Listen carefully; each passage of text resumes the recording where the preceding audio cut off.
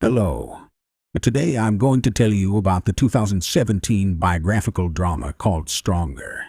The plot unfolds in April 2013, shortly before the traditional Boston Marathon.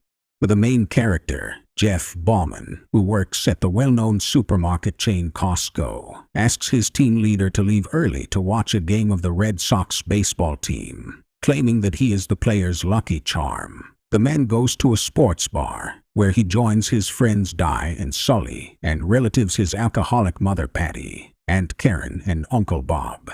But Jeff is taken aback when his ex-girlfriend Erin Hurley enters the bar with her sister Gail.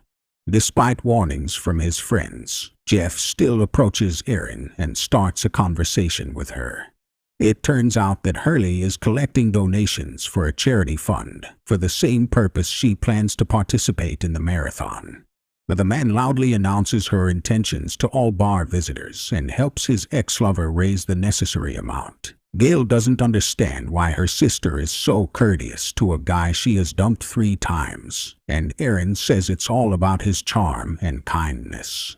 Saying goodbye to the girl, the hero says that he missed the Red Sox game in order to come to the marathon and cheer for Hurley. In the morning, on the day of the marathon race, in which about 30,000 runners participate, Jeff is bustling, trying to finish drawing a support poster for Erin and not be late. Without having time to have breakfast, he goes behind the barrier not far from the finish, raises the banner, and closely follows the participants. Some runners have already managed to finish, while Hurley is a couple of kilometers away from the line when an explosion occurs. Erin finds out from TV reports that Jeff is among the victims. Patty receives a call from the hospital informing her of her son's whereabouts, but they do not report on his condition. But the relatives immediately go to the hospital, where the hero's father, Jeff Essart, arrives. After Mr. and Mrs. Bauman find out that their eldest son was saved by a man in a cowboy hat, Carlos Arredondo, who promptly provided first aid to the victim, doctors inform the shocked parents that they were forced to amputate Jeff's both legs above the knee. Meanwhile, more and more details about the explosion are being discovered. But the bombs were filled with shrapnel that injured over 150 people. The hero's manager from Costco, Kevin, comes to the hospital and accidentally becomes the object of hatred for worried relatives. Mr. Bauman blames the worker for the company not taking care of his son. However, Kevin calms the man down, saying that Jeff has medical insurance and no one is planning to fire him. But the family needs to sign a policy, and then the victim will be paid compensation for rehabilitation costs as well as psychological assistance. Barely regaining consciousness, Jeff learns about the explosion and his own disability. He looks shocked for a moment, then gestures for a piece of paper and pen. He writes that he saw the terrorist, which is immediately reported to FBI officers. Erin supports the hero while the doctors perform necessary procedures on him, after which agents from the bureau occupy the room. But the man provides testimony, reporting the terrorist's features, which later helps apprehend one of the criminals. Hurley tries to spend every second with Jeff, but meets resistance in the form of Patty, who dislikes the girl and blames her for her son's disability. A distressed Erin shares with Kevin that their last breakup with Jeff was different from the previous ones. Soon, the hero awaits his first dressing change, and Jeff avoids looking at his legs. Fortunately, his ex-girlfriend helps the man cope with the procedure. But soon the girl herself can't hold on. She cries and apologizes to Bauman. After 6 weeks, amidst the shouts of reporters wanting to interview him, Jeff is discharged from the hospital. On the way home, he sees posters in his honor. Soon, the family realizes that Patty's apartment is not adapted for a wheelchair, which is how the man moves around. The senior Bauman offers to take his son to his place, but is rejected. In his bedroom, the hero finds a lot of gifts sent from different countries of the world, but they care little about him. Instead of unwrapping the presents, the man asks Erin to help him get to the bath. In the morning, Jeff is late for his therapeutic procedures. But for a moment forgetting the state he is in, he falls out of bed, breaking his nose. He is taken to the hospital by his mother and Aunt Jen. They also actively converse with reporters near the Boston Defender building. Patty insists that working with journalists can open up many new opportunities for her son, and also offers the man to meet with Carlos, but is turned down. Jeff is taken to a prosthetic workshop where the staff take measurements and make plaster models of his limbs. Patty says that the new legs can be tried out at the Boston Bruins hockey match, where Bauman was invited as a special guest, but the workshop staff report that it will take a couple of weeks to manufacture and deliver the finished prosthesis. Despite the honors paid to their hero by the city's residents, Jeff feels worse each day. His mental state leaves much to be desired. Soon he calls Erin and asks her to help him get to the ice arena with the local team's flag. Jeff understands that such an act on his part does not seem honest, but he admits that the pressure from his family and society is too great. The Baumans and Hurley head to the ice palace. As agreed, Erin brings Jeff, whom the townspeople have nicknamed Strong Boston, onto the ice in a wheelchair. The man waves the flag, causing the fans to scream with joy. However, the frenzy and noise have a devastating effect on the hero. His post-traumatic disorder makes itself known. He has a nervous breakdown as soon as Erin takes him off the ice. In the evening, Jeff apologizes to her, and the girl asks him to tell his family about his condition. But the man refuses, believing that his family, who sees him as a hero, will not understand his weakness. Hurley stays with Bauman and spends the night with him, much to Patty's displeasure. Finally, the message comes from the workshop that the prosthetics are ready. The couple learns that the replacements were created using advanced technology and have artificial knees. Jeff finds out that he needs extensive training to master the devices. Soon, Jeff romantically proposes to Erin to move in with him, saying that his constantly drinking mother wouldn't even notice Hurley's presence in the apartment. Erin agrees, and the next day, during a barbecue in Patty's backyard, she tells all the Baumans that she quit her job to spend more time with Jeff and is moving in with him. And naturally, the news does not please her boyfriend's mother.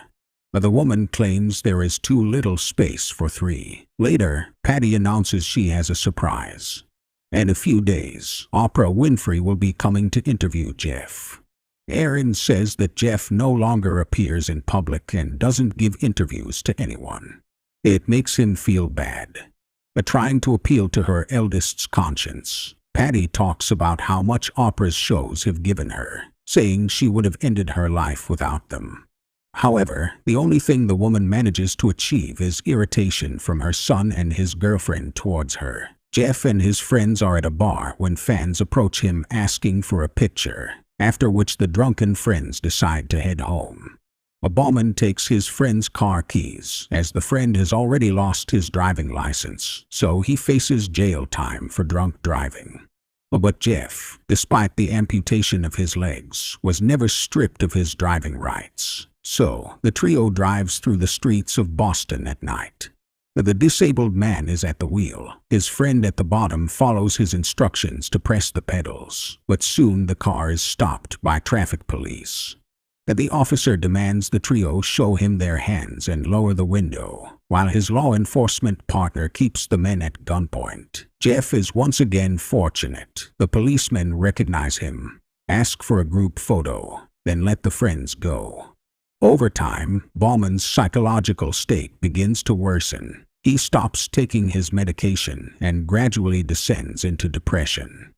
Patty suggests meeting Carlos, but her son categorically does not want to see his savior, claiming that Arredondo reminds him of that horrific day when the tragedy occurred. After another session of physiotherapy, Erin goes to the pharmacy for medication, where she additionally buys a pregnancy test and confirms her fears.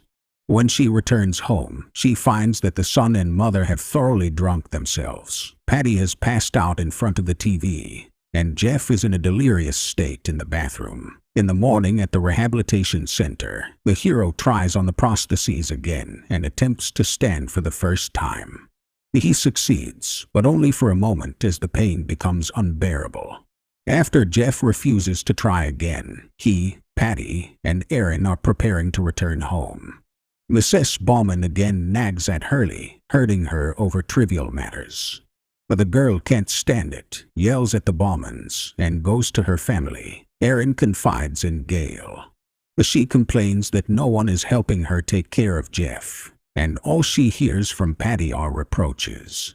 But the girl shocks her sister by revealing her 5-week pregnancy. Instead of meeting his girlfriend, the hero again goes to the bar, where one of the visitors starts spewing conspiratorial nonsense. Allegedly, Obama orchestrated the marathon bombing, and Jeff himself was paid for participating in this action. The hero rudely responds to his interlocutor, after which a fight breaks out. Aaron picks up Bauman and brings him home. At the end of the ride, she shows Jeff the pregnancy test, eliciting a predictable reaction from him. But the man declares that he is not ready to be a father. Hurley says that she gave up her family and a job for him, but will not give up the baby. She blames her lover for letting his mother boss him around as she pleases, then exits the car and leaves Jeff alone. The man gets out of the car, crawls to the house door, and cries for help. But Aaron does not respond to his cries. She is packing up. Helplessness and stress cause Bauman to delve back into memories of the terrorist attack and how Arredondo helped him. Finally, Jeff decides to meet with his savior. It turns out that Carlos became an activist after the death of his children. His eldest, Alex, who served in the Marine Corps, was killed by snipers, and his second son, Brian, committed suicide as he couldn't bear his brother's death and his father's irrational reaction to this event. Since then, the man has dedicated himself to providing psychological support to those suffering from post-traumatic stress disorder and depression. Jeff reminds him of his younger son, so in communicating with him, Arredondo benefits no less than he himself brought to Jeff. Talking to Carlos inspires the hero. He begins to train hard, trying to master walking on prosthetics. Bauman leaves a message on the voicemail, telling Aaron that she will be a good mother because she has practiced with an adult child. He tells his girlfriend that he wants to become normal, learn to walk, and just to live. Jeff begins baseball training with friends, mastering ball throws. They are invited to the opening of a baseball match of the Boston team Red Sox. Carlos rolls out a wheelchair with Bauman onto the field. He makes a throw and delights the audience. Meanwhile, Aaron watches the event on TV. After leaving the field, Jeff interacts with fans and admirers, listening to everyone's stories and offering support as he can. Later, Patty brings her son to meet with Aaron. But the man gets out of the car by himself and walks into the cafe on prosthetics where Hurley is already waiting for him. The girl forgives Jeff after he tells her about his love. In the final credits, it is mentioned that the Red Sox won the first series thanks to their mascot Bauman, and Aaron gave birth to a daughter, Nora. 3 years later, Hurley participated in the Boston Marathon. But Jeff was waiting for her at the finish line. Thank you for watching. If you liked the video, please give it a like and subscribe to the channel. But don't forget to leave your impressions of the movie. Bye-bye.